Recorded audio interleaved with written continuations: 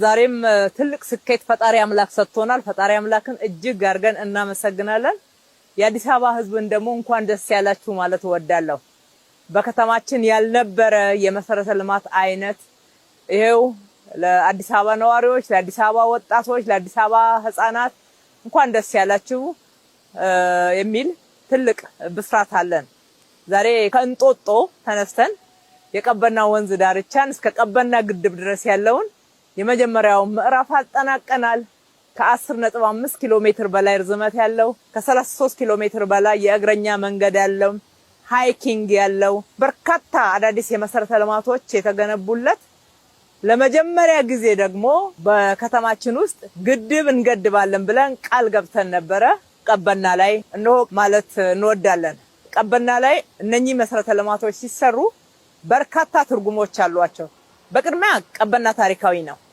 ቀበና ብዙዎች ዘፍነውለታል፣ ዘምረውለታል። በዘፈን ነው ትዝታው አብሮን የከረመው እንጂ የቀበና ወንዝን አበላሽተ ነው በዘመናት መካከል አትክልቶቹ ዛፎቹ እየጠፉ እግዚአብሔር አምላክ ፈጣሪ አምላክ የሰጠን ያ ድንቅ ተፈጥሮ ያ ድንቅ ውሃ ጠፍቶ ደርቆ የፍሳሽ መውረጃ ብቻ ሆኖ የብክለት ምንጭ ሆኖ ከርሟል።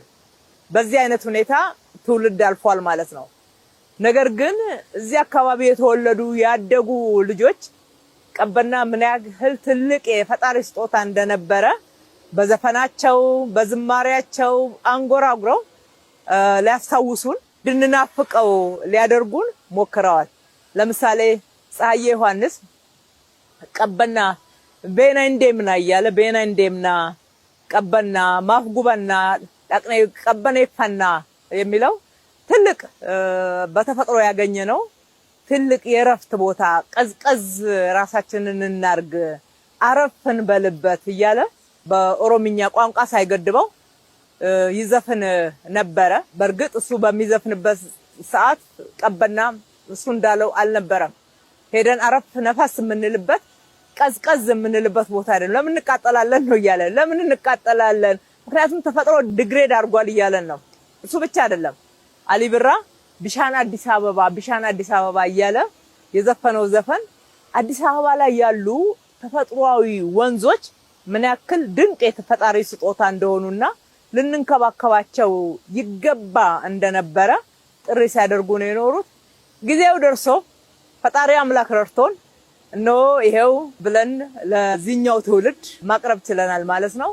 አካባቢው ድንቅ ልምላሜ ያለበት በርካታ መናፈሻዎች የተገነቡበት ያ ብክለት የጸዳበት የበሽታ ምንጭ ሳይሆን ዛሬ የፈውስ ምንጭ በርካታ ለፈውስ የሚሆኑ ቅጠላ ቅጠሎች ጭምር በባህላችን የሚታወቁ የተተከሉበት ምግብ የተተከለበት የምግብ ዛፎች፣ ፍራፍሬዎች፣ ቅመማ ቅመሞች ዙሪያውን ገና ስንሄድ ብለን ሽታውን እያጣጣምነው አረፍ እያልን ሻይ ቡና እያልን እየተዝናናን የምንሄድበት ስፍራ ሆኗል። የአዲስ አበባ ልጆች ዋና በጣም ፍቅር ኖሯቸው በሚያሳዝን ሁኔታ ግን መዋኘት የማይችሉ ሆነው ነው ያደጉ ያሉት። በፍሳሽ ላይ ይዋኛሉ። ይሄንን ማየት በተለይ እንደ መሪ እንደ ወላጆችም በጣም ከባድ ይመስለኛል። በየሽንት ቤቱ በወጣ ፍሳሽ ላይ እዚህ ከተማ ላይ የአዲስ አበባ ህፃናት ይዋኛሉ። ይሄ እኮ ይቆጫል። በጣም ትልቅ ቁጭት ነው ያሳደረብን። ስለዚህ ለልጆች መዋኛ ቦታ ይሄው ዛሬ በጀልባ ዘመኑ በደረሰበት የመዋኛ ግብአቶች እዚህ ጋር መተው መዋኛት ዘና ማለት ይችላሉ። የሀብታም ልጆች እንደዚህ አይነት ቢች ያላቸው ሀገራት እየሄዱ ይዝናናሉ። የደሃ ልጆች ግን በፊልም ነው የሚያዩት። ዛሬ ይሄው በደጃችሁ እንላቸዋለን። በዚህም በጣም ደስተኛ ነን። የትውልድ ስጦታችን ነው። ክቡር ጠቅላይ ሚኒስትራችን አሁን የሚመራው አመራር ወደ አዲስ አበባ ተመድበን እንደመጣን አንዱ የሰጡን የቤት ስራ ይሄ ነበር። ቀበና መገደብ ይችላል። ቀበና ታሪካዊ ነው። የቀበና ወንዝ ላይ በፍጥነት ስሩ የሚል ነው። ልክ አንደኛውን ኮሪደር ጨርሰን ሁለተኛው ኮሪደር ላይ ነው የጀመርነው። እኛም በአካባቢውን እስከምናጠና ድረስ ትንሽ ጊዜ ወስዶብን ነበር። በርካታ ባለሙያዎች በተለይ በፍሳሽ በውሃ በግድብ ዘንድ የሀገራችን ባለሙያ ብቻ ሳይሆን የውጭ ያሳትፈን እንደማይቻል ነበር የነገሩን። እውነቱን ለመናገር እዚህ ጋር ትልቅ ግድብ እንዴት መገደብ ይቻላል? እዚህ ጋር እኮ የህዝብ መኖሪያ ስፍራ ነው። እዚህ ጋር ቅርብ ነው። እዚህ ጋር ብዙ ሰበቦች ነበሩ።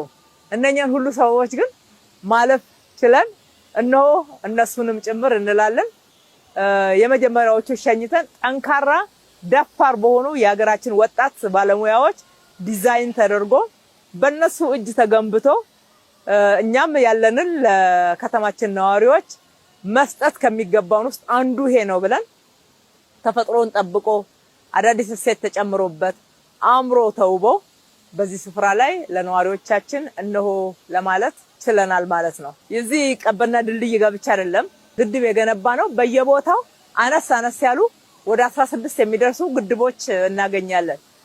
ህፃናት ልጆች ወጣቶች ከእንጦጦ ምንጭ ጀምረው መዋኘት ይችላሉ ማለት ነው። የደረቁ ምንጮችም ፈልቀዋል። ወደ መድረቅ የሄዱ እጽዋቶችም የቀድሞ ተክል የነበሩ አቆጥቁጠዋል፣ ተመልሰው ነፍስ ዘርተዋል።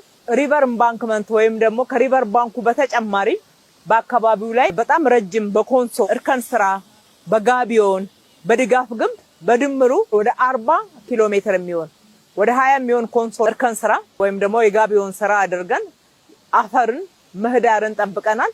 በተጨማሪ ደግሞ የድጋፍ ግንብ ወንዙ ዙሪያ ወደ 20 ኪሎ ሜትር የሚሸፍን ተሰርቷል ማለት ነው። ይሄ ብቻ አይደለም። ማዶና ማዶ ቀበና ላይ የሚኖሩ ሰዎች በቀላሉ አይገናኙም ነበረ። ድንጋይ የደረደሩ ግንድ እያጋደሙ እጅግ በጣም ኋላ ቀር በሆነ ሁኔታ በዋና ከተማችን እንደዛ ይሸጋገሩ ነበር።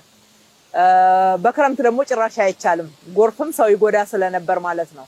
አሁን 21 የእግረኛ ድልድዮች ተገንብተዋል። ልክ እንደ አድቬንቸር ዘና እያሉ ልጆች ፈራ ተባ እያሉ በጣም የሚሄዱበት ተንጠልጣይ ድልድዮች ጭምር አሉት። በተለያየ ውበትና የኛው እሴት ያጌጡ ድልድዮች አሉ።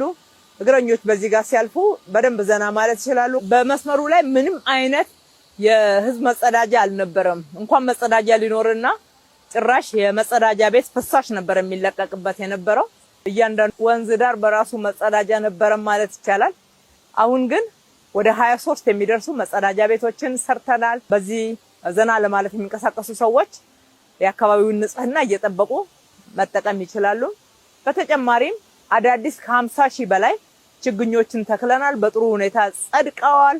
አበቦች በአካባቢው ላይ በጣም ደምቀው ይታያሉ። ውበት በውበት ነው። ካፌቴሪያዎች አሉ፣ የስፖርት ሜዳዎች አሉ፣ የስፖርት ማዘውተሪያ ስፍራዎች፣ የህፃናት መጫወቻዎች አሉ። በቀበና መስመር መታችሁ ምን አታችሁ? ኑ የእናንተ ነው፣ ተዝናኑ፣ አካል ብቃታችሁን አዳብሩበት፣ አእምሯችሁን ዘና አድርጉበት። ትላንትና የማይመች ጠረን አፍንጫችሁን የሰነፈጣችሁ ሁሉ ዛሬ ኑና መልካም ጠረንን ማግማግ አድርጉበት ማለት እወዳለሁኝ። የሰሩትን ሁሉ በጣም ማመስገን እወዳለሁ። ብዙ አብረውን የደከሙ ከቀን ሰራተኛ ጀምሮ እስከ ትልልቅ አመራሮቻችን ድረስ ሰራተኞቻችንን በጣም እናመሰግናለን። ኮንትራክተሮችን በጣም እናመሰግናለን። አማካሪዎችን በጣም እናመሰግናለን። የአካባቢ ነዋሪዎችን በጣም እናመሰግናለን። ይሄ የትብብር ስራ ነው። በትብብር አንድ ላይ ተደምረን ያመጣነው ውጤት ነው። ስንተባበር እንደዚህ እንተልቃለን። ስንተባበር እንደዚህ ያምርብናል። ስንተባበር እንደዚህ የሚያስከብረን ለትውልድ የምናሻግረው የጋራ አሻራ እናስቀምጣለን። ስለስራችሁ ሌት ተቀን ሳትደክሙ ሳትዝሉ ሰርታችሁ እንዲህ አይነት የሚያኮራ ስራን ውጤታማ በማድረግ ሂደት አብራችሁን የነበራችሁ ሁሉ ክብር ምስጋና ለእናንተ ይሁን እላለሁ። ሐሳቡን በማመንጨት ደግሞ ክብር ጠቅላይ ሚኒስትራችን እንደወትሮ አብረውን ያሉት ስራውንም በመከታተል እንደዛው ክብር ጠቅላይ ሚኒስትራችንም በዚህ ልክ ስለመሩን በጣም በከተማው ህዝብ ስም ማመስገን እወዳለሁ። ፈጣሪ ኢትዮጵያና ህዝቦቿን ይባርክ።